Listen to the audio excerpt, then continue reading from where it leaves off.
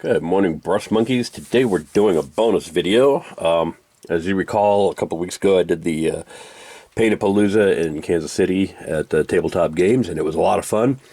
And I won one of the raffles. And in the raffles, I won this D&D Frameworks Dwarf Barbarian miniature. And the D&D Frameworks, for those of you that don't know, is I believe it's WizKids. Yeah, WizKids. Comes out with this multi-part kit that allows you to custom make your own figure and however you want to run it. So I've decided I'm going to do this. I'm just looking at these pieces here. I think I'm going to do the crown and this kind of scepter thing and the cape. Make him a dwarf king. I also decided I was going to do this. I've got this little shield here that I'm going to put on his back. And we'll talk about the shield in a little bit because it's kind of cool.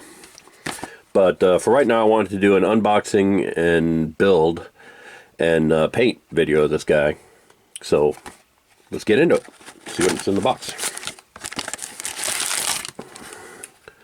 So first off, we got a really nice little bag here. It's got the instructions, which is nice, and a little baggie with a clear base. That clear base isn't going to matter. We're going to put it on a scenic base. We're going to do something cool with him. And then this little plastic bag, so that can go away. So right off the bat, I can tell this appears to be the same kind of gray plastic that you get in a lot of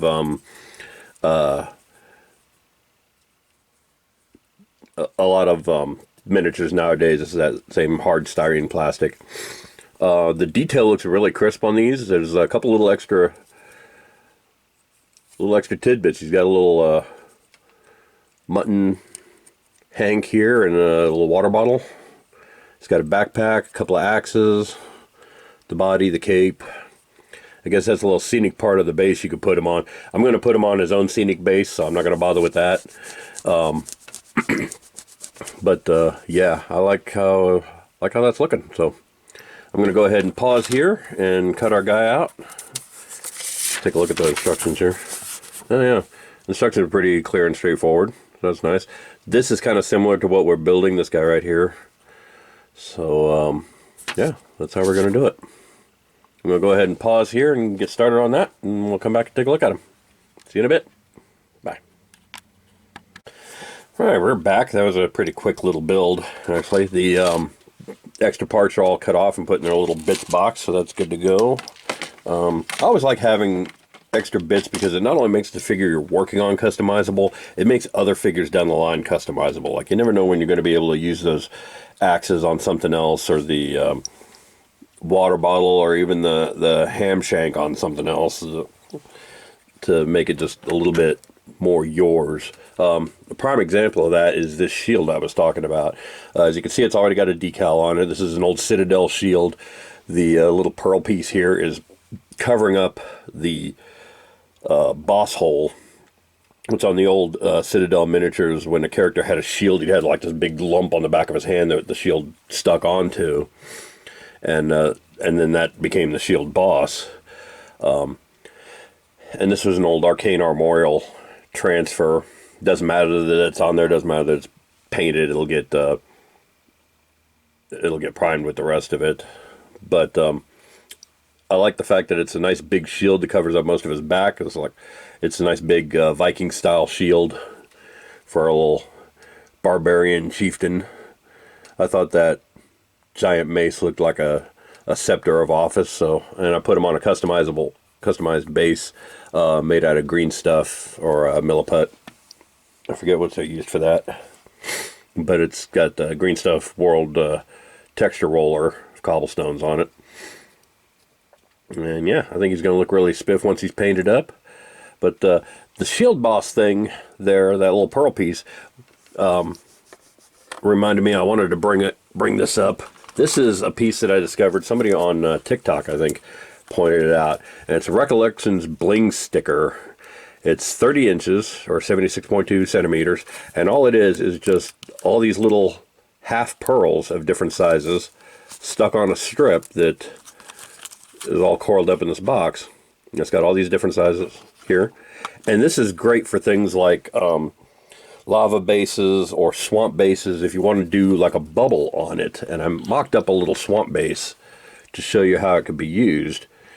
You see I've got all the water effects in there that are kind of gross looking and sick, and then I've got these little green bubbles that pop up there in it, and it looks really good.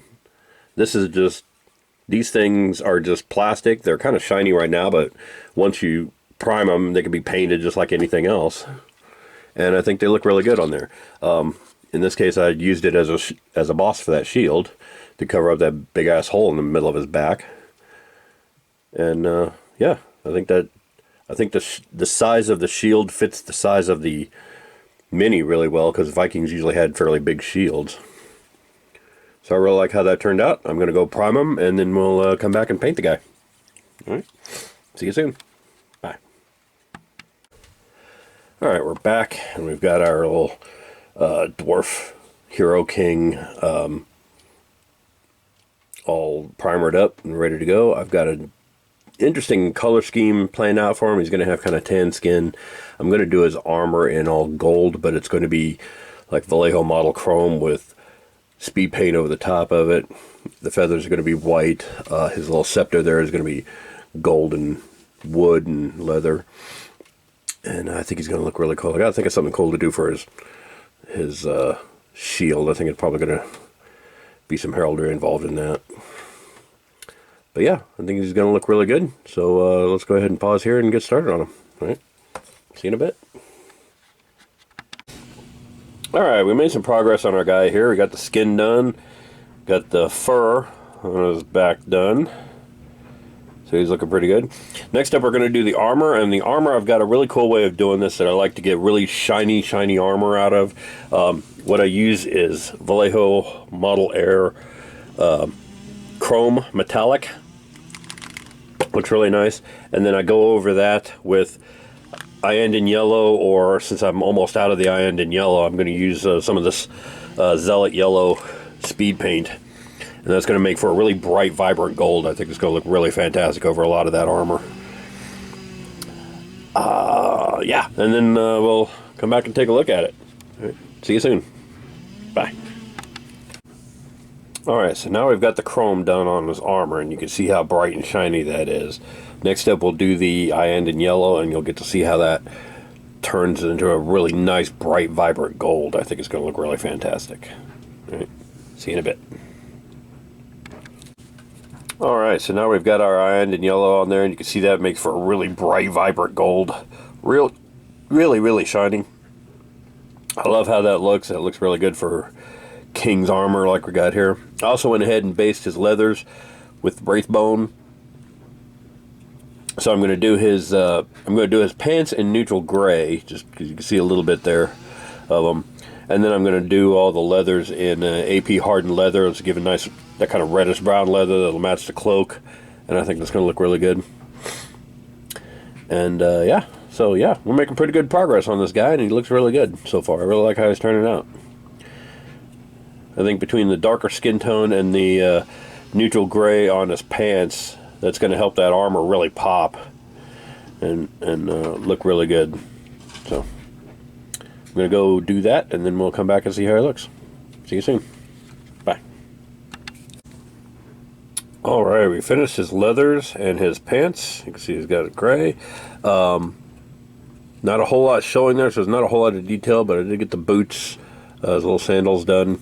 I also got the head of his mace based for the greedy gold. The head of his mace, the pommel of his mace, and his belt buckle there on the strap, all going to be done with greedy gold. So even though they're next to and up against the bright gold we just did with the chrome, it's going to be a different kind of gold, and it's going to show up different. I think it's really going to look nice. So we're going to do that, and then we're going to do the haft of his mace and the back of his shield with Army Painter Dark Wood. And then we'll go from there. Yeah. So he's coming along pretty nicely. See you soon. Bye. Alright, so we got the gold on the head of his thing done. Got the gold buckle drawn. Got the feathers based with misty gray and painted and shade washed with Null oil. Excuse the noise from outside. We're having some trees cut down. Got the haft of his mace done and the back of his shield done. Also went ahead, since I'd already done the Palomino gold on the head of the gold, I went ahead and did it on his shield too. I'm going to do the Palomino gold in those two sections and red in these two sections. I think I'm using Reaper Maraseal red for these other two sections. And then gunmetal, or not gunmetal, black and steel for the outer rim. I think that's going to look really good. I'm also going to do some gemstone on these little roundels on the head of his mace, because it's clearly not really a war weapon, and it seems like it's more of a ceremonial thing. So I'm going to jewel it up a little bit, make it look all fancy. And yeah, like I said, we're making good progress on our guy. And we'll come back after we made a little more. See you in a bit. Bye. Alright, boys and girls, so I've just about wrapped up our guy here. I did the white dry brush on the feathers, did the little gemstone on the roundels on his mace, and finished up his shield. The shield looks really nice. Nice crisp lines there. Looks really good. I'm really happy with how this guy turned out. So the only thing left to do now is base him. And for the basing, we're going to use Black Templar on that. You can see I put him on a green stuff cobblestones base. And so I'm going to do that in Black Templar all over. And then I'm going to dry brush the cobblestones with Dawnstone. And then paint the base band, paint the base band here in matte black. And this guy will be completely done. So I think the next time you see this guy, he'll be finished. So I really like how he turned out. See you in a bit. Bye. Alright, breast monkeys. Here's our finished dwarven hero. Again, sorry about the noise outside. I'm having some trees taken down in my yard. But I think our guy came out really nice here. I really like how he turned out. So this was built from the WizKids Frameworks Dwarf Hero box. So go check that out. There's still a lot of options in it for customizing your hero. I really like how this turned out. This was a fun little kit. So go check it out, and I will see you guys next week. Thanks for watching. Bye.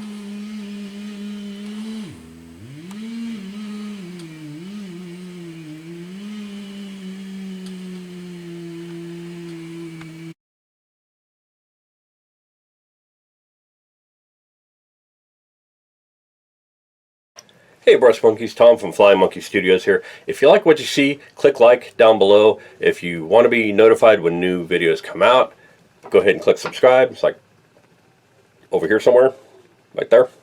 Those will both help with my YouTube numbers and bring me that much closer to monetizing this channel and being able to do what I love to do full time. If you want to get your hands on some of the miniatures I painted here, visit our Instagram and Tumblr pages. I post pictures of both of those on a regular basis. I post videos on TikTok on a regular basis, mostly to direct traffic here to the YouTube channel, but you know, there's some other stuff there that's kind of cool. So go check that out. And if you want to show some love for your favorite monkey-based miniature painter, go check out our merch store at storefrontier.com/flyingmonkeystudios to get our t-shirts, sweatshirts, long sleeve t-shirts, can cozies, aprons, face masks. We've got all kinds of stuff there in a bunch of different colors, including tie-dye. We've got some tie-dye shirts on there if you want to check that out. So go check that out. Go check us out on our other social medias and follow us on Twitter for updates on the channel as well. And thanks for watching, and I will see you guys later. Bye.